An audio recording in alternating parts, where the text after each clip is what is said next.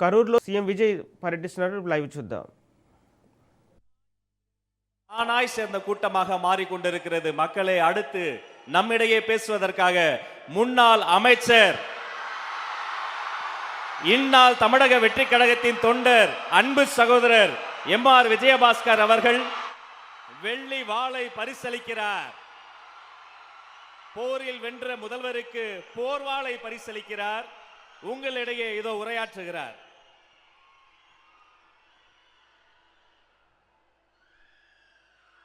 சேர மன்னனின் தலைநகராக விளங்கிய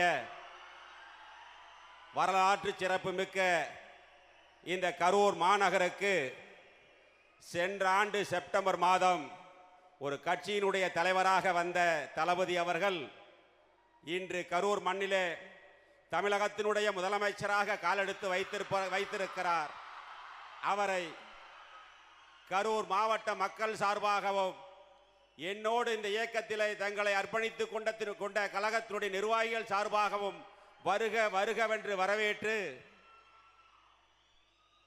தமிழகத்திலே ஒரு புரட்சியை ஏற்படுத்திய தலைவன் புரட்சி தலைவர் எம்ஜிஆர் 1972 இயக்கம் ஆரம்பித்த பொழுது அரசியல் நோக்கர்கள் சொன்னார்கள், விசில் அடிக்கிறவங்களை வச்சுக்கிட்டு அரசியல் கட்சியை நடத்த முடியுமா என்று கேட்டார்கள். அதற்கு பதில் சொல்லிய தலைவர் புரட்சி தலைவர் எம்ஜிஆர் 1977 ஆட்சிக்கு வந்த பொழுது சொன்னார்கள், அவர்களால் பொறுக்க முடியவில்லை. அவர்கள் சொன்னார்கள், திரையுலகிலே இருந்து வந்தவருக்கு ஆட்சி நடத்த தெரியுமா என்று சொன்னார்கள். ஆனால் அதே புரட்சி தலைவர் எம்ஜிஆர் தான் இருக்கின்ற வரை 3 முறை தமிழகத்தினுடைய முதலமைச்சராக இருந்து சரித்திர சாதனை படைத்து இந்தியாவையே திரும்பி பார்க்க வைத்த தலைவர். அதே போலதான் இப்பொழுது புரட்சி தலைவருடைய அன்பும் மாண்புமிகு புரட்சி தலைவி அம்மாவுடைய வீரமும் ஒன்று சேர்ந்த தலைவராக நம்முடைய புரட்சி தளபதி நம்முடைய தமிழக முதலமைச்சர் அவர்களை தமிழகம் மட்டுமல்ல இந்தியாவே உற்று நோக்கி கொண்டிருக்கிறது. தளபதி அவர்களே, உங்களை காண கரூர் மக்கள் மட்டுமல்ல தமிழக மக்களே தவம் கிடக்கிறார்கள். இங்கே இருக்கின்ற இளைஞர் பட்டாளம் இன்றைய இருக்கின்ற இளைஞர் பட்டாளம் மட்டுமல்ல, இன்னும் வரக்கூடிய இளைஞர் பட்டாளமும் சேர்ந்து வரக்கூடிய இளைஞர் பட்டாளமும் உங்கள் பின்னால் தான். ஒரு சின்ன பையன் என் பேரன் கேட்குறான், இவ்வளோதான் இருக்கிறான். நான் போன நேத்து, தாத்தா எங்க கட்சிக்கு வந்துட்டீங்களாமல்லங்கிறான். என்ன வயசு? 3 வயசு இருக்கும். தாத்தா எங்க கட்சிக்கு வந்துட்டீங்கிறான். இன்னொரு பையன் கேட்குறான், ரோட்ல போறேன், மாமா எங்க தளபதி கட்சிக்கு வந்துட்டீங்களாமல்ல, வாங்க வாங்க அப்படிங்கிறான். அதனால தான் சொல்றேன், இனிமேல் தளபதி ஆட்சி தான் தமிழகத்தில், என்றுமே தமிழக தளபதி ஆட்சி தான்.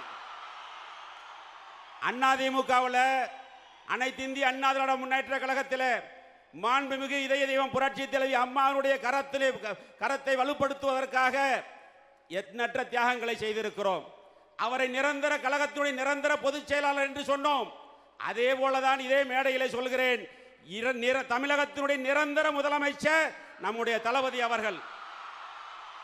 இயக்கம் ஆரம்பித்து 2 ஆண்டுகளில் தமிழகம் மட்டுமல்ல இந்தியாவையே திரும்பி பார்த்த வரலாறை படைத்த தலைவர் நம்முடைய தளபதி அவர்கள். அவர்களுக்கு முன்னால் ஆட்சிக்கு வந்திருக்கிறார்.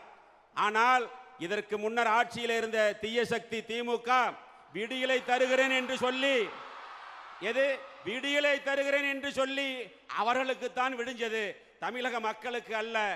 பணம் மட்டும் இருந்தால் போதும், அதிகாரம் இருந்தால் போதும், ஆட்சிக்கு வந்து விடலாம் என்று மனக்கணக்கு போட்டவர்களுடைய மனக்கோட்டையை தகர்த்த தலைவன் இந்த நம்முடைய தலைவர் அவர்கள்.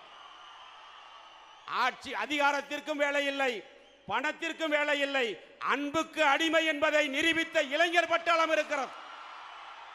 நீங்கள் உத்தரவிடுங்கள், உங்கள் பின்னால் ஒரு எளிய தொண்டனாக உங்கள் பின்னால் இந்த இயக்கத்தை கழகத்தை வலுப்படுத்துவதற்கு இரவு பகல் பாராமல் போராடுவோம். அதில் எந்த மாற்று கருத்தும் கிடையாது. எனவே தமிழகம் என்பது இனிமேல் தளபதி கையில் தான் இருக்கிறது. தளபதி ஆட்சிக்கு வந்திருக்கிறார். நிறைய சவால்கள் இருக்கிறது. போன தீய சக்தி திமுக ஆட்சியில் மிகப்பெரிய பொருளாதார நெருக்கடி இருந்தது. குழந்தைகள் பெண்களுக்கான பாதுகாப்பு ஒரு சவாலாக இருக்கிறது. போதைப் பொருள் ஒரு சவாலாக இருக்கிறது, சட்டம் ஒழுங்கு ஒரு சவாலாக இருக்கிறது. இப்பொழுது புதிதாக கர்நாடகாவில் இருந்த காவேரி பிரச்சனை ஒரு சவாலாக இருக்கிறது. இங்கே இருக்கக்கூடிய இளைஞர் பட்டாளத்தினுடைய வேலை வாய்ப்பு ஒரு சவாலாக இருக்கிறது. அத்தனை சவால்களையும் தூள் தூளாக்கி தமிழகத்தில் ஒரு தூய ஆட்சியை, ஒரு பாதுகாப்பான ஆட்சியை, எப்பொழுது மக்கள் பெண்கள் சுதந்திரமாக வெளியில நடமாடக்கூடிய ஒரு ஆட்சியை கொடுக்கக்கூடிய தளபதி அவர்கள் பின்னால் தமிழகத்தில் மட்டுமல்ல, நம்முடைய கரூர் மாவட்டத்தில் இருக்கக்கூடிய அனைத்து இந்திய அண்ணா திராவிட முன்னேற்ற கழகத்தினுடைய தொண்டர்கள் புறப்பட்டு விட்டார்கள். இனி உங்கள் காலம். நீங்கள் உத்தரவிட்டால் எதுவையும் செய்ய தயாராக இருக்கிறோம். தளபதியினுடைய கரத்தை வலுப்படுத்த உங்கள் உயிரை கொடுத்தாவது அதை செய்து காட்டுவோம் என்று இந்த நேரத்தில் அன்போடு தெரிவித்துக் கொண்டு, இனிமேல் கரூர் மாவட்டம் தளபதியினுடைய கோட்டை என்பதை நாங்கள் நிரூபித்து காட்டுவோம் என்பதை இந்த நேரத்திலே இருக்கிற இளைஞர் பட்டாளம் உங்களுடைய அனுமதியோடு அந்த உத்தரவாதத்தை கொடுத்து, தலைவர் முன்னால் ஒரே ஒரு கோரிக்கை இருக்கிறது, அதை மட்டும் சொல்லிவிடுகிறேன். சென்ற திமுக தீய ஆட்சி காலத்தில் அறநிலைத்துறை என்று ஒரு துறை இருந்தது. அதற்கு ஒரு அமைச்சர் இருந்தார். முன்னாள் பெருந்தலைவர் காமராஜர் ஆட்சி காலத்தில் 1963 to 66 ஆட்சி காலத்தில் இனாம் ஒழிப்பு சட்டம் என்று ஒரு சட்டம் கொண்டு வந்து அந்த கோயில் இனாம் நிலங்களை உழுதவர்களுக்கு, குடியிருப்பவர்களுக்கு பட்டா போட்டு கொடுத்தார். கிட்டத்தட்ட 50-70 ஆண்டு காலத்திற்கு பிறகு இந்த தீய சக்தி திமுக ஆட்சி காலத்தில் அமைச்சராக இருந்தவரும் சரி, அந்த முதலமைச்சரும் சரி, சொந்த மண்ணிலேயே அவர்களை அகதிகளாக்கி கொண்டிருக்கிறார்கள். அதுவும் குறிப்பாக கரூர் மாவட்டத்தில் அவர்களுடைய வீடுகளை சீல் வைப்பது, காலி செய்வது, அவர்களுடைய நிலங்களை அபகரிப்பது என்ற நிகழ்வு நடந்து கொண்டிருக்கிறது. இது கரூருக்கு மட்டுமல்ல, கரூரில் தான் அதிகமாக நடக்கிறது. இது தமிழ்நாட்டுக்கான ஒரு பிரச்சனை.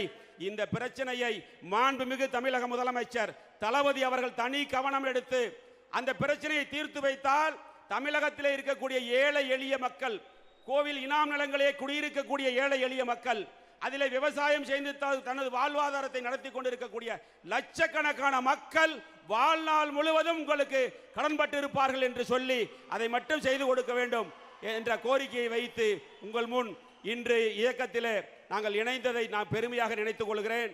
வெளியில 1000 சொல்லலாம், நான் நெகிழ்ந்து போனேன். இயக்கத்திலே நானும் புதுக்கோட்டை விஜயபாஸ்கர் 2 பேர் விஜயபாஸ்கர் ஸ்கொயர்னு சொன்னாங்க, போய் இயக்கத்தில் இணைந்தோம். அடுத்த நாள் தளபதி அவர்களை பார்ப்பதற்கு ஒரு வாய்ப்பு கிடைத்தது. மேடையிலே சென்று 2 மணி நேரம் சால் வேண்டி வைத்து ஒவ்வொருவருக்கும் 4 போட்டோ எடுத்தார். நான் பார்த்ததே கிடையாது. அவ்வளவு அமைதியாக நம் சொல்வதை கேட்டு